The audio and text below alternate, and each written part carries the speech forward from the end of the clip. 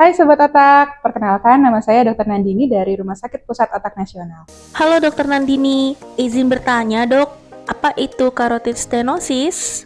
Oke, baik. Jadi kita harus tahu dulu apa itu carotid stenosis. Carotid stenosis adalah penyempitan pada pembuluh darah di leher, yaitu pembuluh darah yang memasok darah menuju ke otak. Gejala dari carotid stenosis itu seperti apa ya dok? Jadi gejala carotid stenosis ini bisa bervariasi bergantung pada sudah terjadi komplikasi atau belum. Komplikasinya itu adalah stroke atau transient ischemic attack atau TIA. Jadi gejala transient ischemic attack itu terjadi apabila ada penyumbatan sementara pasokan darah yang menuju ke otak. Gejalanya bisa bermacam-macam. Yang pertama bisa terjadi kelemahan pada satu sisi tubuh kita. Yang kedua bisa terjadi gangguan sensorik atau gangguan perasa pada sebelah sisi tubuh. Yang ketiga, bisa terjadi gangguan bicara atau afasia, yaitu sulit mengungkapkan perkataan atau sulit memahami perkataan atau pembicaraan orang. Dan gejala-gejala ini berlangsung sementara. Selanjutnya adalah gangguan lapang pandang atau gangguan penglihatan yang bersifat sementara juga. Yang keempat, bisa terjadi gangguan keseimbangan. Namun apabila sudah terjadi komplikasi berupa stroke, gangguan-gangguan yang tadi sudah saya sebutkan itu bersifat menetap. Bagaimana dengan pengobatan dari carotid stenosis ya dok? Apa harus dengan melakukan operasi? Ya, tata laksana carotid stenosis ada dua macam. Yang pertama, medis atau obat-obatan dan perubahan gaya hidup. Dan yang kedua adalah tindakan invasif berupa tindakan pembedahan. Terapi medis dilakukan apabila penyumbatannya atau penyempitannya masih kurang dari 50%. Tindakan medis dilakukan dengan pemberian obat-obatan, yaitu pengencer darah atau obat statin dan perubahan gaya hidup. Sedangkan tindakan invasif dilakukan apabila penyempitannya sudah lebih dari 50% dan sudah mengakibatkan gejala. Tindakan invasif yang dilakukan bisa berupa prosedur pembedahan atau pemasangan stent. Prosedur bedah itu dilakukan untuk mengangkat plak yang terbentuk pada dinding arteri, disebut CEA atau carotid and arterectomy. Sedangkan prosedur non-bedah adalah pemasangan stent untuk melebarkan pembuluh darah yang mengalami penyempitan dan mengalirkan darah lagi menuju ke otak. Dok, apakah faktor resiko dari carotid stenosis? Jadi, faktor resiko utama dari carotid stenosis adalah yang pertama, hiperlipidemia atau kadar kolesterol yang tinggi di darah yang akan memicu terbentuknya plak-plak di pembuluh darah. Yang kedua, hipertensi atau tekanan darah tinggi. Dia akan merusak dinding arteri atau pembuluh darah sehingga plak-plak juga akan terbentuk di pembuluh darah.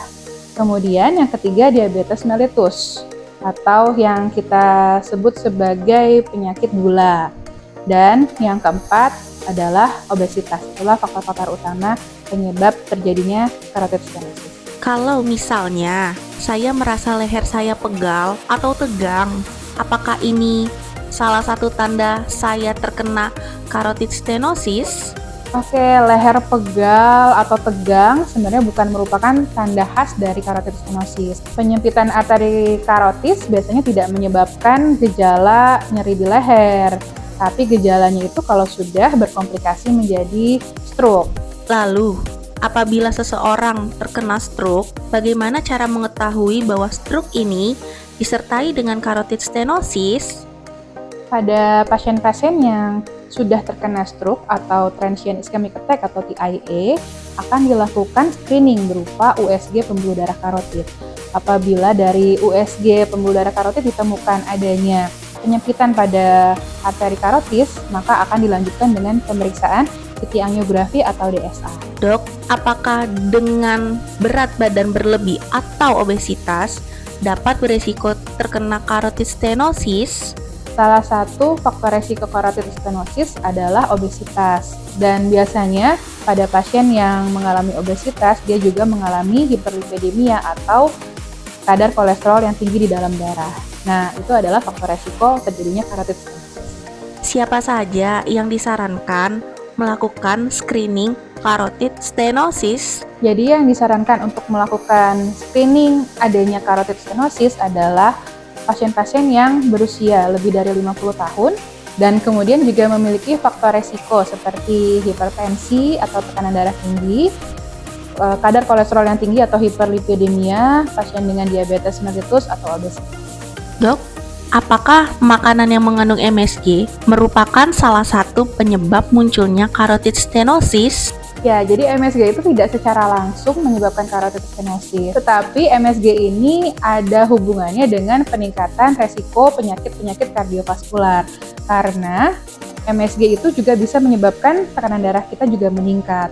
Selain itu, makanan tinggi MSG juga seringkali ada pada makanan-makanan yang junk food, makanan-makanan dengan lemak jenuh yang tinggi. Nah, makanan-makanan ini justru yang bisa menyebabkan terjadinya penumpukan plak di dinding pembuluh darah. Lalu, berapa takaran konsumsi MSG yang disarankan? Sebenarnya konsumsi MSG dalam jumlah kecil dalam makanan kita sehari-hari masih aman dikonsumsi. Tetapi apabila kita memiliki faktor resiko untuk penyakit kardiovaskular yang tinggi, misalnya ada hipertensi, diabetes, maka sebaiknya MSG ini diganti dengan bahan-bahan yang lebih alami untuk menyedapkan rasa makanan. Bagaimana dengan konsumsi gula atau makanan dan minuman yang mengandung gula? Oke, jadi batasan kita makan gula per hari per orang itu maksimal adalah 50 gram gula atau sama dengan 4 sendok makan gula. Nah, misalnya nih kita minum minuman manis, soda atau kopi kekinian itu dalam satu gelasnya saja sudah 2 sendok makan gula. Kalau minumnya pakai donat coklat misalnya, nah satu donat coklat itu sudah 1,5 sendok gula. Jadi dalam satu hari kita hanya bisa makan itu minuman manis itu 1 gelas dan 1 donat. Belum lagi dari harusnya kita bisa dapat gula itu juga kan dari nasi, dari makanan-makanan yang lain juga ada mengandung gula. Jadi coba dihitung-hitung sendiri aja ya Sobat Otak. Dok, bagaimana cara menghindari carotid stenosis, terutama untuk kalangan usia produktif?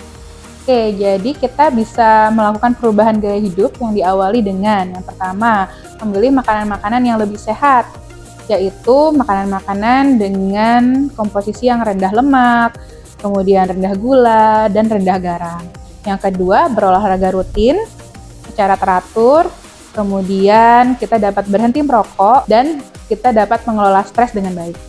Adakah layanan terpadu terkait carotid stenosis di rumah sakit PON ya, Dok? Di Rumah Sakit PON saat ini sudah ada layanan Comprehensive Carotid Center yang menangani pasien-pasien dengan penyakitan pembuluh darah karotis.